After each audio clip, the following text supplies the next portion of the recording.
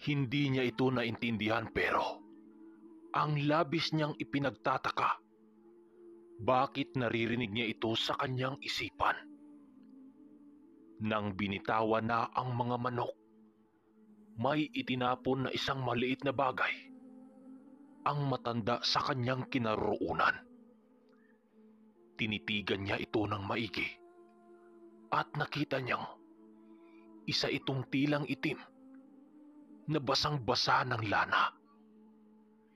Yung matanda, patay mali siya. Ang akala siguro nito, hindi nakikita ni Gani ang mga bagay na yon. Animoy hindi ito nakikita ng mga tao dahil hindi man lang ito sinita. Pero nang pagsalpukan ng mga manok, nagulat yung matanda sa nasaksihan nito. Hindi niya nagawang masumpa ang swerteng taglay ni Gani. Sa kabila ng mga ginawa nitong sumpa at nagtagumpay pa rin si Gani. Sa kauna-unahang pagkakataon, nasungkit ni Gani ang kampyonato ng araw na yon. Lahat ng mga nakakilala sa kanya ay hindi makapaniwala sa mga nasaksihan nito. Malaki-laki ang naiwi niyang salapi ng araw na yon dahil sa panalo at papremyo ng nasabing sabungan. Napakasaya ni Gani ng mga oras na yon dahil nagawa niya ang mga bagay na hindi niya lubos akalaing mangyayari. At saka, ang aliwalas ng pakiramdam niya. Hindi na rin naging buryong ang pag-iisip niya na labis niyang ipinagtataka. Nang araw din na yon, dumiretso siya sa kubo ni Tandang Tasyo. Pagdating niya sa bahay ng matanda, tuwang-tuwa naman ito sa kanya dahil marami siyang dalang pagkain at inumin. At isa sa mga paborito nito ay ang kinilaw na isda at paparisan niya ito ng tuba. Magamat bago lang silang nagkakilala ng matanda, magkasundo talaga sila ng mga bagay na kanilang mga hilig. Ikwinento ni Gani ang mga nangyari doon sa mga sabungan, lalo na yung ginawa sa kanya nung matanda niyang nakalaban. Hindi basta-basta nakukontra ang mutyang hawak mo, Gani. Lahat ng pangontrang pwedeng makapanghina niyan, inunahan ko na sa pagkalap. Kaya pag-aingatan mo ang munting regalo ko sa iyo, Gani. Wika ni Tandang Tasyo. Pagsapit ng hapon, umuwi rin siya sa bahay niya dahil may mga manok pa siyang pakakainin doon. Iniwan din niya ang isang bihag na manok doon sa kubo ni Tandang Tasyo dahil kumakain din ito ng manok na talunan. Makalipas ang mga araw, palagi siyang bumibisita sa kubo ng matanda. Ang ginawa nila sa kubo nito, mag-inuman, magkwentuhan, at sa mga bagay na hindi pa nagamay nitong si Gani pagdating sa larangang tinatahak nito. Tinuruan din siya ng mga dasal. Pero palihim lang siya sa pagpunta sa lugar ng matanda. Kasi ang sabi nito, may mga taong magtataka sa kanya kung bakit siya nagpapanalo sa mga sabungan. Susubukan ng mga ito na alamin ang sikreto niya. Hanggang sa inabot ng halos 1 taon, marami nang naituro sa kanya yung matanda na mga dapat iwasan niya kung nasa sabungan na siya. Magmula nung mapasakamay niya ang mutya ni Tandang Tasyo, halos lahat ng mga palaban niya, panalo siya. Marami na siyang nakaengkwentrong mga sabungero sa kanilang lugar. Pero wala yung panama sa mga manok niya. Kaya naging bantog na mananari itong si Ganis sa kanilang lugar at kilala ang mga manok niya na magagaling lumaban. Dumating na nga ang panahon na maraming bumibili sa kanya ng mga manok. Kaya naman pinili niyang damihan sa pag-alaga ng mga manok niya. At maniwala man kayo o sa hindi, malaki na ang pinagbabago sa buhay ni Gani. Marami na itong pera. Nagkaroon siya ng mga lupain na halos mga manok ang nakalagay. May mga tauhan na rin siyang umalalay sa kanya upang mas mapalago pa ang mga manukan niya. Pero walang nakakaalam sa isa sa mga sikreto niya at sa kung sino ang gumagabay sa kanya na magaling na mga magsasabong. Kilala kasi siyang hari ng kamalasan noong unang mga panahon.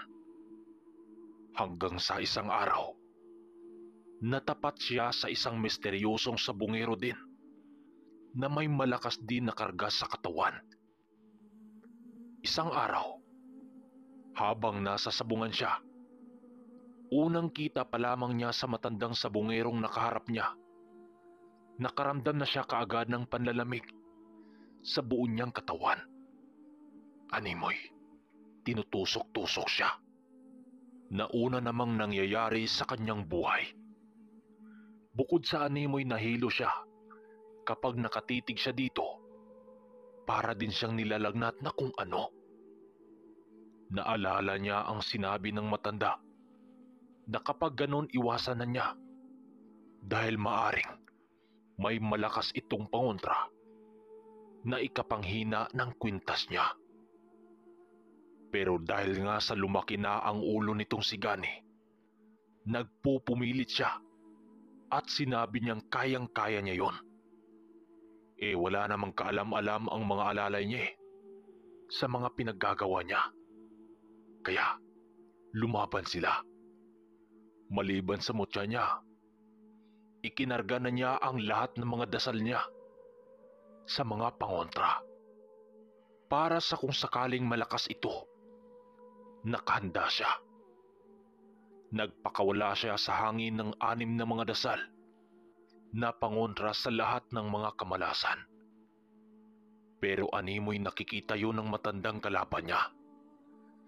Tawa lang ito ng tawa na para bang hindi ito alintana sa kanya. Unang bisis niyang nakaengkwentro ng ganito na nakikita kaagad ang mga dasal niya sa hangin. Imbis na magpakawala pa siya ng ibang mga dasal, ibinaba na lang niya na siyang malaking pagkakamali niya at sinubukang kausapin ang matanda sa pamamagitan ng isipan. Pero hindi ito sumasagot. Nakatitig lang ito sa kanya. Nang maya-maya pa, nagwika ito sa kanyang isipan ng, "Kala mo lahat makakaya mo na." Nang marinig ito ni Gani, pumorma na siya para simulan na ang laban. Wala nang patumpik-tumpik. Pero nang makaharap na ang mga manok niya sa mga panlaban ng matanda, sa hindi inaasahang pangyayari, halos 5 sa mga manok niya, yung matandang nakalaban lang niya ay naubos. Nagawa siyang matalo ng kalaban niya nang walang kahirap-hirap.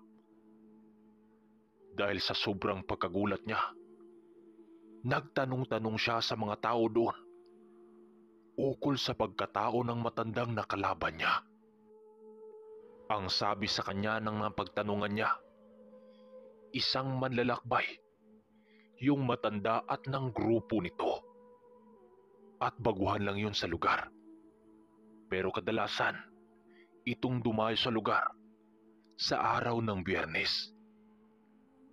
Pero dahil sa hindi niya palaging kasama ang matandang tumulong sa kanya, hindi nito alam ang tunay na pag-uugali nitong si Gani. Ang sabi nitong si Gani sa matandang nakalaban niya, lalabanan pa niya ito at ulit-ulitin niya. At sa susunod na linggo, tatalunin niya ito. Dahil sa kanyang mga sinabi, akala niya maiinsulto yung matanda. Pero tumango lang yun sa kanya sa kabila ng mga sinasabi niya.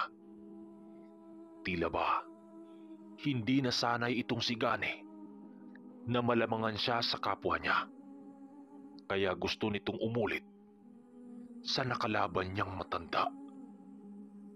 Pag-uwi niya sa bahay, hindi mawala-wala sa kanyang isipan ang sinabi ng matanda sa kanyang isipan. Kaya makalipas lang ang 6 na araw, nagpasya siyang bumalik sa kubo ng matanda. Dahil hihingi siya ng karagdagang kalaman sa mga gamit nito. Dahil kinabukasan, muli silang magkita nung matanda. Naglalakad noon si Gani ng 10 oras ng gabi. Dahil yun naman talaga ang oras kung dadalaw siya sa matanda. Binawalan kasi siya nitong pumunta ng araw na siyang kanya namang sinunod. Nagmamadali siya noong pumunta sa matanda para humingi ng ibang gamit nito at para magpatulong na din sa laban niya kinabukasan. Pero ang naisip niya noon, tutol sa ganong bagay yung matanda. Ang sabi nito sa kanya kasi, kapag ganon na ang sitwasyon, iiwasan na lang niya. Kaya, naisipan niyang gumawa na lang ng kwento para samahan siya nito at maniniwala. Habang binabaybay niya ang daan papunta sa kubo ng matanda, napansin niyang animoy may sumasabay sa kanyang paglalakad. May tinatawag ang pangalan niya, nagtatawanan at nambabato ng putik na parabang pinaglalaruan siya nito. Patuloy siyang naglalakad habang patuloy siyang kinukulit ng mga laman lupa o kung anong nilalang. Sa isip-isip ni Gani, parang may nakasunod sa kanya, pero hindi na lang niya ito pinapansin. Matapos ang malayong paglalakad, nakarating na nga siya sa kubo ni Lolo Tasyo. Kaso lang, tulog na ito. Umupo siya sa lapag nito at nagmamasid kung talagang may nakasunod ba talaga sa kanya. Maya-maya pa, naramdaman niyang tumayo yung matanda habang maubo-ubo pa ito. At banat ng matanda sa kanya, Oh, nabuburyong ka ba sa bahay mo? Inuman tayo? Nag-iinuman sila noon habang nagkukwentuhan. Nung makabuelo na itong si Gani, tinanong niya ang matanda ng, Manoy Tasyo, kung sakali bang isasama kita sa laban ko bukas, sasamahan mo ba ako? Kasi noong may nanghamon sa akin naggrupo ng mga sabungerong nakarap ko. Wika ni Gani. Dinagdagan pa niya ito para maniwala talaga ang matanda. Dahil sa kanyang sinabi, dahan-dahang ibinaba ng matanda ang tagay nitong tupa. Aba oo naman, ikaw pa. Noon pa man gusto ko nang sumama. Kaya lang natapat ka palagi sa araw na may lakad ako. Wika ng matanda. Tuwang-tuwa si Gani noon nang marinig niya ang mga sinabi nito. Lahat-lahat ay ikwininto niya sa matanda. Habang nagkukwento siya, kinuha na ng matanda yung sombrero niya Tapos ay ipinagpag niya ito sa may puno ng akasya. Nung tapos na ang matanda, wika niya, "Manong, sa ngayon, sa bahay mo na tayo pupunta. Para kinabukasan, didiretsyo na tayo sa sabungan." Ha? Sige. Walang problema. Basta may tuba ka sa bahay mo ha. Mamaya, bibigyan kita ng gamit. Ingatan mo yan ha. Tuwang-tuwa si Gani noon kasi panibagong mutya ang kanyang matatanggap na naman. Nung kumpleto na lahat na kailangan ng matanda, ang sabi nito, doon muna sila sa papag. Meron lang siyang pupuntahan sa likod ng puno ng akasya. Ilang minuto pa ang lumipas. Yung suot ng matanda na kwintas, ibinigay niya ito kay Gani. Ang sabi nito, makakatulong ito sa kanya sa oras ng kagipitan. Dahil paniniguradong maraming maghabol sa kanya ng mga nilalang upang hindi na niya kailangan ang mga tulong nito. Matapos yan, naglalakad na sila palabas ng gubat. Habang naglalakad sila, panay ang sipat ng matanda doon sa puno ng akasya. Medyo nabagabag si Gani sa inasta nito. Kaya tinanong niya. Ang sabi sa kanya ng matanda, Ha? May tinitingnan lang ako. Silipin mo rin. pagsilip ni Gani sa puno, nakakita siya ng 3 puting malaking aso na nakatayo mismo ng puno nito. Ang pinagkakaiba nga lang sa aso, mababa ang mga paa nito sa harapang parte. Tinanong niya ang matanda kung ano ba ang mga nakita niya. Ang sagot ng matanda sa kanya, Ha? Yun ba? Mga alaga ko. Tutulungan tayo niyan. Maghihintay ka lang. nang makarating na sila sa bahay niya, tahimik na ang lugar. Kaya nagpasya silang dalawa na mag-inuman na muna ng tuba bago matulog. Puro patungkol lang sa mga agimat at mutya ang mga pinag-usapan nila noon. Pagsapit ng umaga, nagising silang dalawa dahil sa tinawag siya ng 3 niyang taga-alaga ng manok niya. "Kuya! Kuya!" wika nito. Pagbukas niya ng pinto, nagwika kagad ito sa kanya ng, "Nakakita kami ng 3 asong paikot-ikot sa manukan mo kagabi. Napakalalaki nito. Akala namin kakainin nito yung mga manok mo, pero nagtataka kami dahil wala namang ginagambalang manok doon." Wika ng isa niyang tauhan. Nang marinig ito ni Gani, nagtinginan lang naman sila ni Lolo Tasyo. Ang sabi ni Gani, huwag silang mag-alala dahil hindi naman nangangain ng manok yun at baka ligaw na aso lang yun. Ang sabi ng isa sa mga tauhan niya, baka sinyalis yun na huwag silang tutuloy sa pasabong. Pero sinabi ni Gani na walang kaso yon. Tutuloy pa rin sila. Pagdating nila sa Tigbakayan, napakaraming tao noon. Nagpaalam saglit yung matanda na may iikutin lang siya sa may likurang bahagi. Hinayaan lang naman ito ni Gani dahil baka may bibilhin lang yung matanda sa lugar na yon.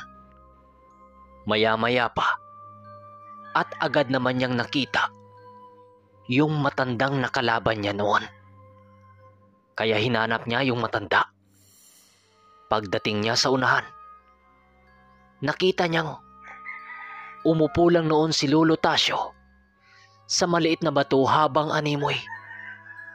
nag-uusal at bitbit ang baso ng lambanog. Habang patawa-tawa pang tumingin sa kanya. Nagtataka noon si Gani dahil animoy hindi nakikita ng mga nakakilala niya yung kasakasama niyang matanda. Hindi lang naman niya yun pinansin dahil baka sinadya ito ng matanda. Maya-maya pa, nagkasalubong na nga sila noong mortal na kalaban niya, yung matandang sabongero. Kaya pala ang lakas ng loob mo para bumalik. May kasama ka pala. Kilala ko siya. Palapitin mo dito yung matandang yan. Nanigas ang batok ni Gani dahil sa sinabi ng kalaban niya. Agad siyang lumapit kay Tandang Tasyo upang sabihan ito. Nung, narito na siya. Hinahanap ka. Nagbuntong hininga lang yung matanda. Hay nako.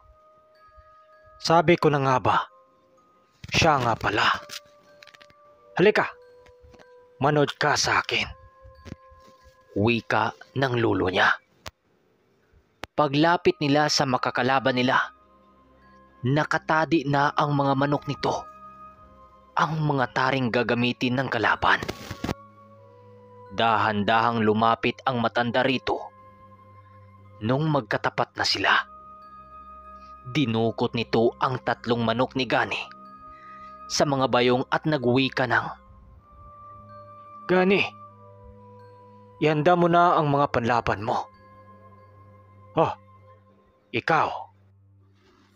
Alam kong mga alagad mo ang palaging nambibiktima sa baryong malapit sa tinitiran ko. Pati ba naman dito nanggagatas ka. Maupo tayo. Nangangalay kasi ako kapag nakatayo Wika ni Tandang Tasyo sa kaharap nito. Mabuti naman naalala mo pa ako. Alam kong wala kang panama sa akin. Nagawa nga naming mapatay ang pinuno ninyo. Ikaw pa kaya? Kaya kung pwede, huwag kang makikisali rito. Labanan nito ng mga sabongero. Iiwan mo na siya. Wika nito. Ang sagot naman ni Tandang Tasyo. Ha? Papanong hindi ako makikisali? Kaibigan ko itong nakaharap mo. Kung nagawa mong mapatay ang pinuno namin, pues ibahin mo ko. Hindi ako humiwalay sa aming grupo nang walang dahilan. Matapos nun, umalis na yung lalaking may katandaan na rin. Kaya ang sabi ng matanda sa kanya, maghahanda na siya dahil sila na ang susunod na maglalaban. Kaagad tinarian ni Gani ang mga manok niya. Nang sabay-sabay, nang biglang may inilagay na kakaibang bulaklak si Tandang Tasyo sa may bulsa niya sa likod. Ang bulaklak na yon may kasama pang dahon. Maya-maya pa, pagtapak niya sa ruweda, nakita niyang pangisingisi yung kalaban niya. Nang tawagin si Gani ng taga-karyo, agad naman siyang lumapit dito. Nang sabihan sila ng lalaking nakaitim na bitawan na ang mga manok, agad namang binitawan ni Gani ang hawak niyang tandang. Habang nagsasalpukan yung mga manok, hinahanap niya yung matandang kasama niya. Pero hindi na niya ito makita. Pagsugod ng kalabang tandang, nasipat ni Gani ang itim na usok na labas-pasok sa katawan ng panlaban ng kalaban. Hindi niya alam pero nakikita niya ang mga bagay na yon. Pagbanggaan ng mga tandang, nagpalitan ng mga atake yon. Pero nanlaki ang mga mata ni Gani dahil yung binitawan niyang tandang may kasama na itong animoy duwende. Maya-maya pa, sa hindi inaasahang pangyayari, biglang tumakbo yung manok ng kalaban. Dahilan para matigil ang laban. Grabing kaba noon ang naramdaman ni Gani dahil sa hindi mapaliwanag na mga bagay na kanyang nakikita. Sa unang laban niya, nagawa niyang manalo ng mga oras na yon. Pero hanap siya ng hanap sa matanda. Hindi niya ito matagpuan.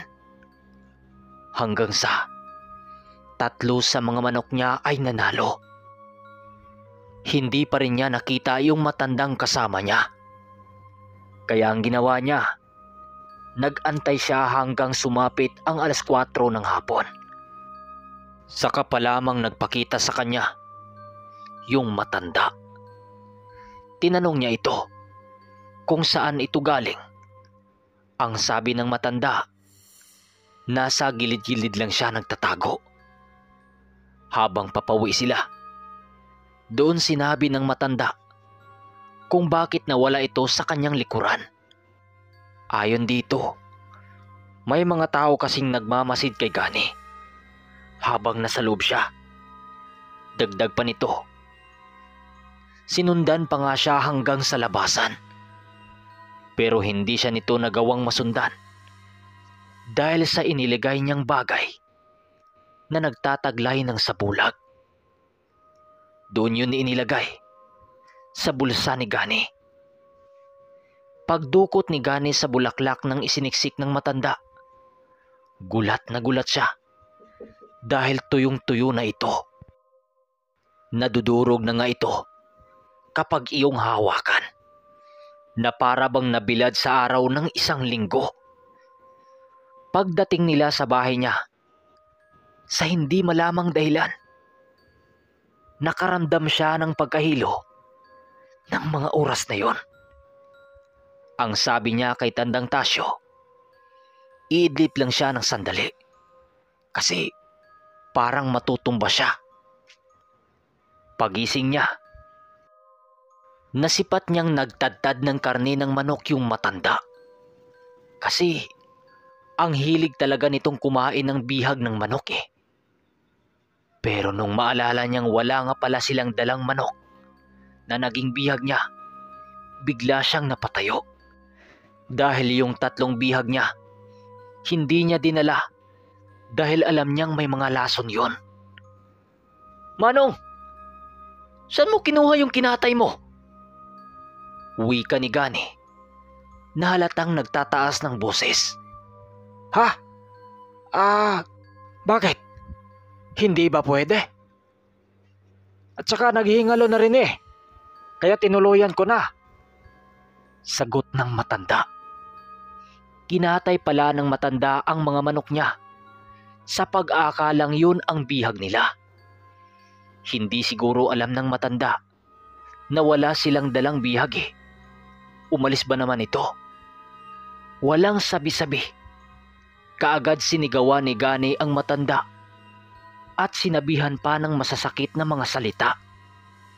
Sinabihan niyang sana hindi na lang siya humingi ng tulong dito at hindi sana madisgrasya ang 3 niyang mga manok. Yung matanda noon, kalmado lang. Ang sabi nito sa kanya, kumalma na muna siya. Baka kasi nabigla lang siya eh. Pero dahil sa labis na pagpapahalaga ni Gani sa mga panabong niya, wala siyang paki sa sinabi nito. Akmang sasapakin na sana niya yung matanda nang biglang dumating yung isang alalay niya at inawat siya. Dito na nagpaalam yung matanda. Gani, uwi na ako ha. Baka kasi mas lalong tumindi pa ang galit mo sa akin. Ingatan mo yung mga gamit mo. Ikaw ang pinakapaboritong kaibigang nakilala ko. Paalam. Naglakad pa palabas ng bahay yung matanda ng 8:00 ng gabi. Habang Panay ang pagmumura ni Gani. Nanay mo'y hindi na siya. Lumipas ang gabing yon. Hindi siya nakatulog. Kaya kinabukasan, nagpasya siyang puntahan yung matanda para humingi ng tawa dito.